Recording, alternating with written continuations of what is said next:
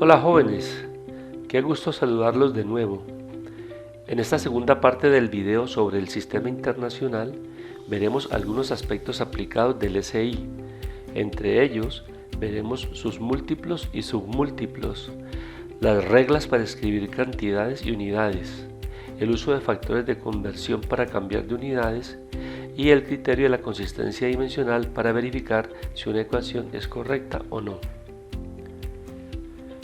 En sistemas de unidades diferentes al SI, como por ejemplo en el sistema inglés, la construcción de múltiplos y submúltiplos de una unidad suele ser compleja.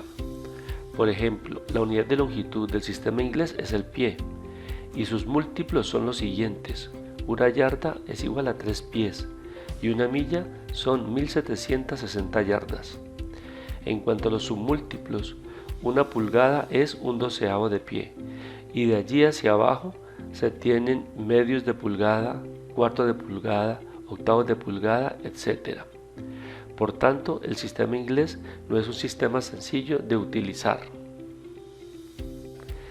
El sistema internacional, en cambio, en procura de la simplicidad, ha definido los múltiplos y submúltiplos sencillamente como potencias de 10 de la unidad respectiva. En el SI se le han asignado prefijos a diferentes potencias de 10, e igualmente se le ha asignado un símbolo a cada prefijo. Así, para construir un múltiplo o un submúltiplo, simplemente se le antepone el prefijo respectivo a la unidad base. Veamos ahora algunos ejemplos. El prefijo kilo, cuyo símbolo es la letra K minúscula, corresponde a la potencia 10 a la 3. Entonces, anteponiendo el prefijo kilo a la unidad base metro, se forma el múltiplo kilómetro, que significa 10 a la 3 metros, o sea, 1000 metros. El símbolo para kilómetro se construye anteponiendo el símbolo de kilo, que es la letra K minúscula, al símbolo de metro, que es la M minúscula, quedando KM, ambas minúsculas, como la manera correcta de representar el kilómetro. Veamos otro ejemplo. El prefijo micro, cuyo símbolo es la letra griega mu, corresponde a la potencia 10 a la menos 6. Si anteponemos el prefijo micro a la unidad gramo, se forma el submúltiplo microgramo, que quiere decir 10 a la menos 6 gramos o una millonésima de gramo. El símbolo de este submúltiplo se construye anteponiendo la letra griega mu al símbolo de gramo, que es la G minúscula, quedando mu-G, microgramo. Nótese que en el caso particular de la masa, para construir múltiplos o submúltiplos, en lugar de usar la unidad base, que es el kilogramo, se usa el gramo, debido a que el SI no permite escribir dos prefijos en forma consecutiva. Como último ejemplo, veamos el prefijo mega, cuyo símbolo es la letra M mayúscula, que corresponde a la potencia 10 a la 6. Anteponiendo el prefijo mega a la unidad de frecuencia hertz, formamos el múltiplo megahertz, el cual quiere decir 1.000.000 de hertz. El símbolo de este múltiplo queda M mayúscula H mayúscula Z, donde el símbolo de Hertz se escribe con mayúscula porque proviene del apellido del prestigioso físico del siglo XIX, Heinrich Rudolf Hertz, quien fue el primer hombre en generar y detectar ondas electromagnéticas. En su honor, las ondas electromagnéticas también se llaman ondas hertzianas. Ahora veamos algunos de los errores más comunes que se presentan al escribir las unidades de una cantidad. Estos errores deben evitarse, pues no cumplen con las normas del sistema internacional.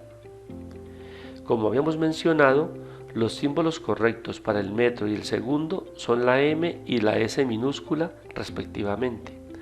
También vemos que el símbolo correcto para gramo o gramos es la G minúscula y no GR ni tampoco GRS. Asimismo, el símbolo de tonelada es la letra T minúscula y no ton ni tampoco tons. Y es incorrecto usar CC para centímetros cúbicos. En su lugar debe usarse cm al cubo o si no ml de mililitro. Al final de la tabla se destaca que no deben ponerse dos o más prefijos consecutivos para múltiplos o submúltiplos. Por ejemplo, en lugar de megakilómetros se debe escribir gigametros y en lugar de microkilogramos lo correcto debe ser miligramos.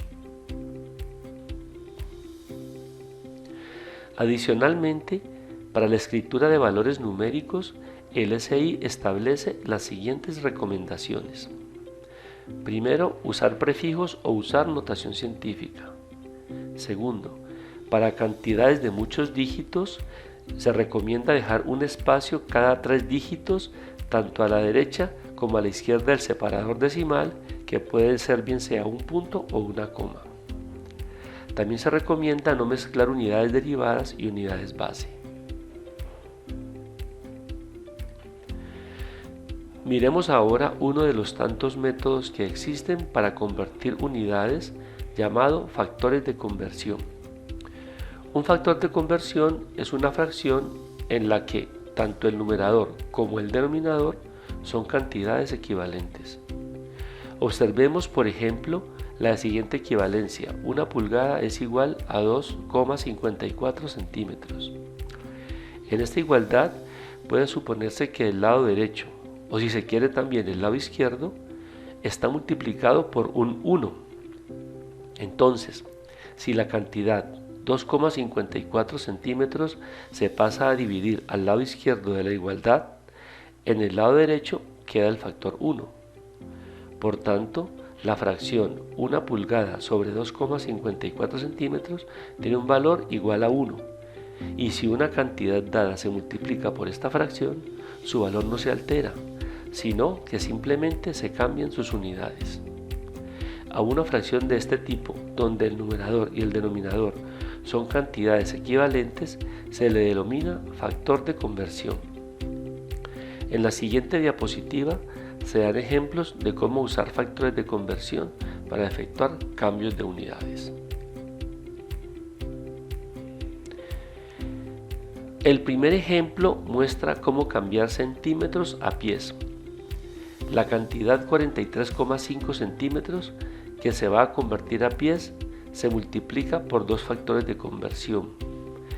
El primero para cambiar centímetros a pulgadas y el segundo para cambiar pulgadas a pies. El numerador y el denominador de cada fracción siempre son equivalentes y se escogen de tal manera que las unidades que queremos eliminar se cancelen y que solo sobrevivan las unidades que queremos obtener. En este ejemplo vemos que en la primera multiplicación se cancelan los centímetros y en la segunda se cancelan las pulgadas, sobreviviendo pies, que es la unidad que queremos obtener. En el segundo ejemplo se quiere cambiar la unidad metros sobre segundo a kilómetros por hora. Los factores de conversión que se usan son que un kilómetro es equivalente a 1000 metros y una hora equivale a 3600 segundos. Estos factores se han escrito para que se cancelen las unidades metro y segundo y prevalezcan kilómetro y hora, que son las unidades que queremos obtener.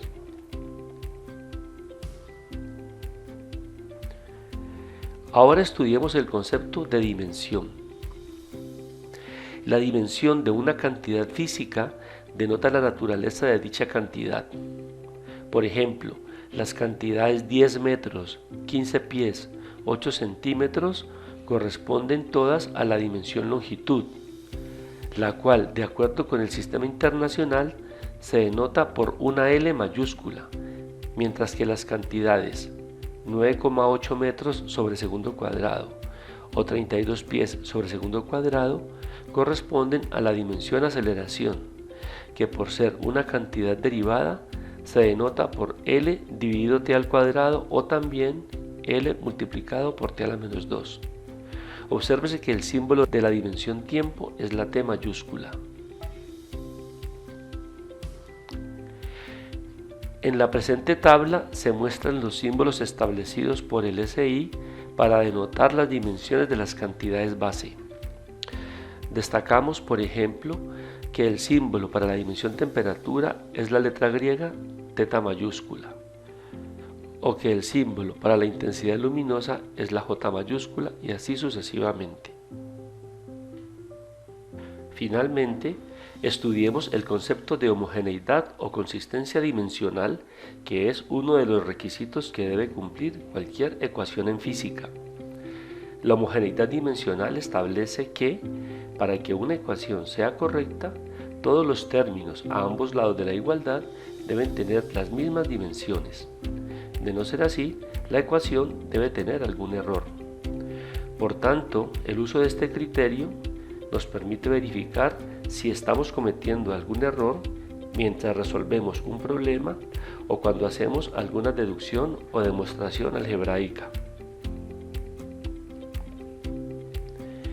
En esta diapositiva mostramos un ejemplo de cómo se verifica la consistencia dimensional de una ecuación. Lo primero que se hace es identificar la dimensión de todas las constantes y las variables que aparecen en la ecuación. En este ejemplo, primero tenemos la posición x, que se mide en metros o centímetros, y por tanto su dimensión es la longitud. Recordemos que el símbolo de la dimensión longitud es la L mayúscula. Observe que para denotar la dimensión de una variable, ésta se ha puesto entre corchetes. Luego aparece la constante 1 medio, que aquí es adimensional, es decir, no tiene unidades. Sin embargo, puede haber otros casos donde las constantes sí tengan unidades, como ocurre con la aceleración de la gravedad g. Volviendo a nuestra ecuación, vemos que también aparece el tiempo, cuya dimensión es la t mayúscula. Las otras dos variables que aparecen corresponden a cantidades derivadas. Una es la velocidad, que tiene dimensiones de longitud sobre tiempo, o L por t a la menos 1, y la otra, cuyas dimensiones son L sobre t cuadrado o Lt a la menos 2, es la aceleración. El paso que sigue es reemplazar en la ecuación cada una de las constantes o variables por sus dimensiones. Luego se efectúan las operaciones algebraicas en cada término de la ecuación. Si después de esto todos los términos quedan con las mismas dimensiones, se dice que la ecuación cumple con el requisito de consistencia u homogeneidad dimensional y tiene posibilidades de ser correcta. Este es el caso de nuestro ejemplo, donde todos los términos quedaron con la dimensión longitud L. Al verificar la consistencia dimensional, nos aseguramos de que cuando se reemplacen las distintas variables por sus valores numéricos, todos los términos de la igualdad tendrán el mismo tipo de unidades. En nuestro ejemplo serían metros o pies o kilómetros, etc. Por último, veamos un ejemplo donde no hay consistencia dimensional. Suponga que al transcribir o al deducir la ecuación del ejemplo anterior se cometió un error y el tiempo no se elevó al cuadrado en el primer término. La verificación de la consistencia dimensional nos permite detectar el error. Repitiendo de nuevo los pasos del ejercicio anterior, nos daríamos cuenta de que ese término quedaría con dimensiones longitud sobre tiempo, mientras que los otros términos quedan con la dimensión longitud. Dado que todos los términos no tienen las mismas dimensiones, la ecuación ya no es dimensionalmente consistente y se deduce que debe haber algún error que debe corregirse. Finalmente, en este conjunto de dos videos hemos presentado las principales características del Sistema Internacional de Unidades. Es importante que de ahora en adelante ustedes sigan las normas del Sistema Internacional para escribir cantidades físicas. Como ya vimos, no ceñirse a estas normas puede llegar a tener consecuencias adversas o de diversa índole. Por esta razón, a lo largo de este curso y en los cursos subsiguientes de física, siempre se demandará al estudiante que haga uso correcto del sistema internacional. Jóvenes, espero que este conjunto de dos videos les haya sido de mucha utilidad. Si tienen alguna inquietud, no duden de preguntarme en la clase o buscarme en las horas de oficina. Saludos y muchas gracias por su atención.